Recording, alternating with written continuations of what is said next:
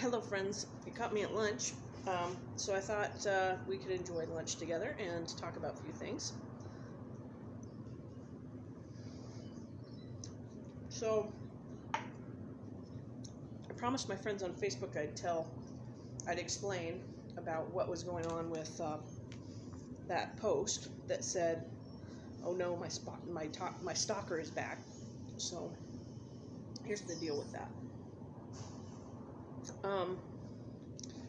So at the group home that I live in, there used to be a guy that lived here. His name is Joe, and he took a liking to me and started following me around the house a lot. I didn't know him very well, and at first I didn't mind. I just thought he was just someone that just needed a friend or whatever. But he started doing it all the time.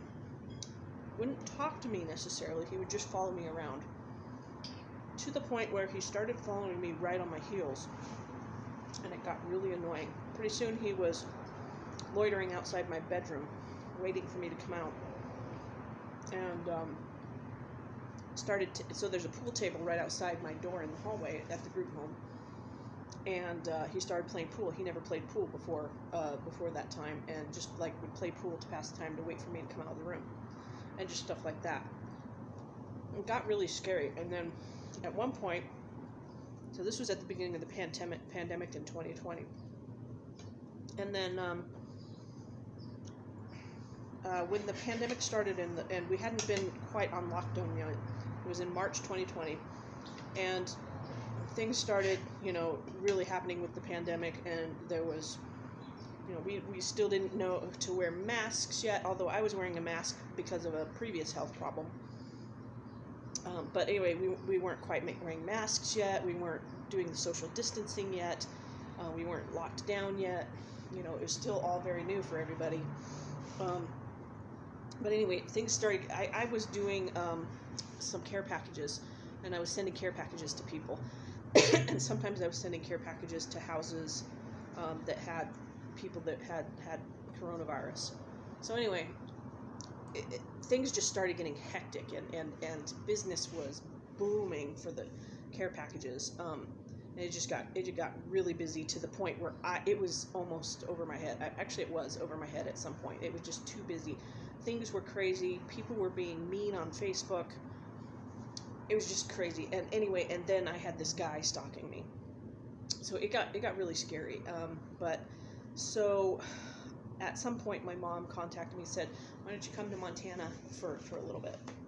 So I agreed, and I packed my car with absolutely everything I could, because I was in my head, I was thinking of moving to Montana permanently. So I packed absolutely everything I could in my car. I mean, it was bulging. It was really packed full.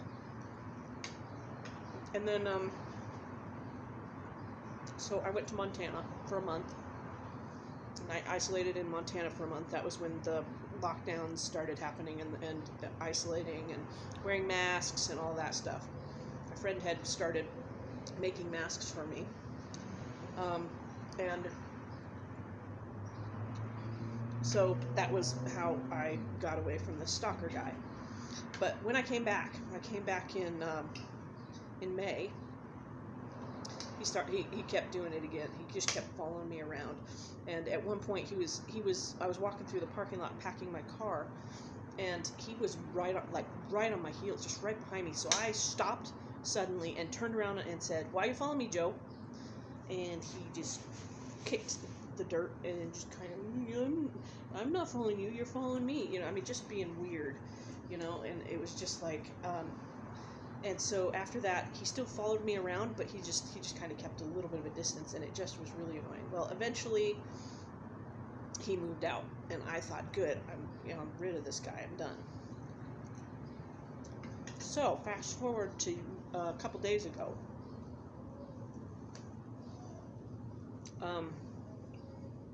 I'm grocery shopping at Albertsons, right across the street,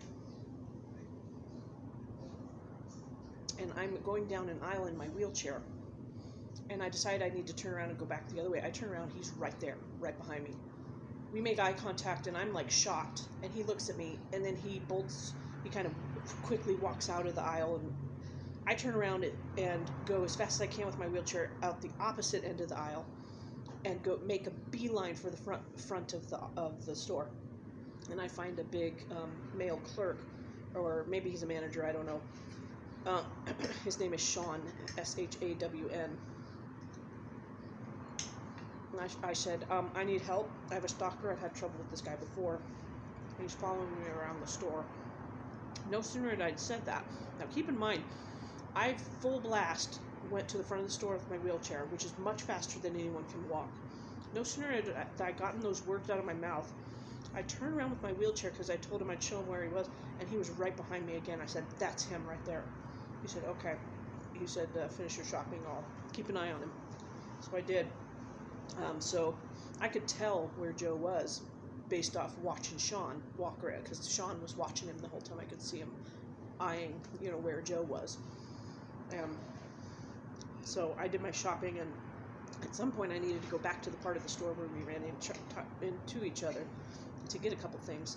So I kind of looked around where Joe was, and I saw him at the checkout stand. I'm like, oh good, he's checking out. That means he'll leave soon. So I went back to shopping and finishing up my shopping. And about 10 minutes had passed, and he should have been gone after he checked out. So I went to the front checkout line to look, and I didn't see him there.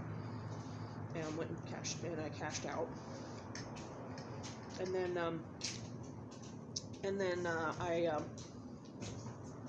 I went to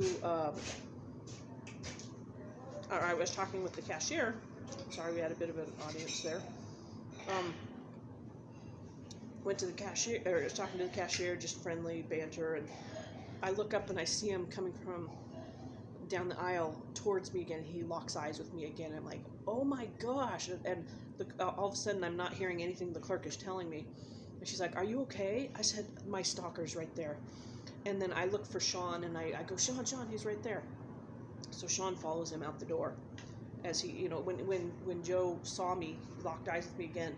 And as soon as he went like this, and then just like literally fast walked right out the store. And Sean followed him out to the parking lot. And wow. So at this point I'm shaking and my heart is racing, and I'm just like, it was just really upsetting. And the clerk, the cashier was like, she was really sweet, like, are you okay? Do you need anything? I'm like, I'm okay. Sean's taking care of it. Sean was amazing. So I'm giving like a free shout out to Albertsons, and specifically Sean, for taking me seriously and protecting me. And anyway, so after Sean came back into the store, he said, I can't see him now. I don't know where he went. I said, can you walk? He said, do you need me to walk you to the car? And I said, well, I don't need to be walked to the car, but I live across the street. So he walked me back to the house, which was really, really nice. And so,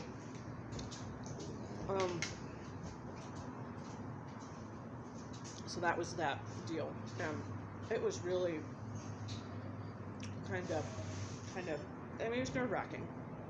But anyway, Sean was great. He walked me all the way back across the street, and made sure I was safe. And then I came to the house and told the executive director about the incident, and ended up calling the police, and the police took my report. So, yeah, so that was a really scary incident, and that was what was going on. I was pretty upset the last couple of days, so it took me some time to want to talk about it. So, but anyway, that's the deal. So, anyway. I think this is long enough for this video. I have an unboxing that I'm going to film next, so if you want to watch the unboxing, go to the next video. But anyway, I'm going to make them 2 separate videos because that was a pretty long explanation. So anyway, thanks for joining me for lunch, and I hope everyone's doing well. So this is Lady Lioness and Friends signing off. Mwah.